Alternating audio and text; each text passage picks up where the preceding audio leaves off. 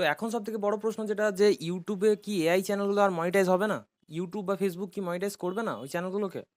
দেখো আমি তোমাকে ইউটিউবেরটা বলতে পারি এখন। তো যে বা যারা বলছে যে ইউটিউবে এআই চ্যানেলগুলো আর একদম মনিটাইজ হবে না, সম্পূর্ণ তথ্যটা তোমাদের সামনে তুলে ধরার চেষ্টা করব এই ভিডিওতে।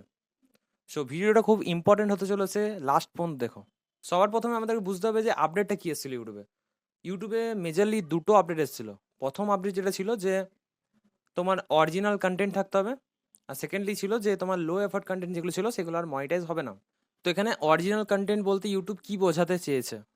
এআই দিয়ে যারা ভিডিও বানায়, এআই দিয়ে যারা ভয়েস জেনারেট করে, আবার সেই এআই দিয়ে যারা থাম্বনেল বানায় এবং পুরো ভিডিওটা এআই দিয়ে মেক করে সেটাকে আপলোড করে দেয়, সেটার মধ্যে অরিজিনালিটি কিছু নেই।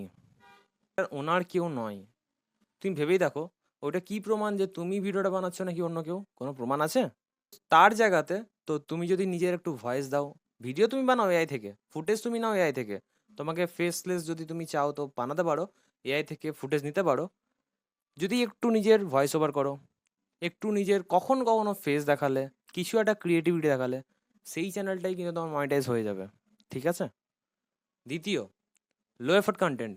লো এফোর্ট কন্টেন্টের কথা যদি বলি, আগে দেখবে অনেক চ্যানেল হতো যে স্লাইড শো চ্যানেল, কোনো একটা ব্যাকগ্রাউন্ডে মিউজিক লাগিয়ে দিল, অনেকগুলো ফটোকে একসাথে অ্যাড করলো, তারপর সেই ভিডিওটা চলতে থাকছে, ব্যাকগ্রাউন্ডে মিউজিক চলতে থাকছে।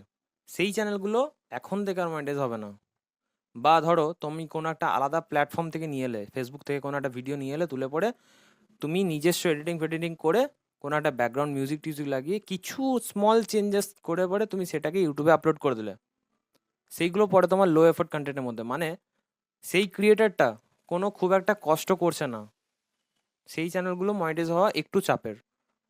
সো এমন কোথাও মেনশন করা নেই এআইকে নিয়ে যে পুরোপুরি এআই ভিডিও বন্ধ হয়ে যাবে, এমন কিছু না।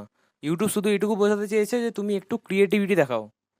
এখনও অনেকেই এআই ভিডিও বানাচ্ছে এবং মনিটাইজ হচ্ছেও।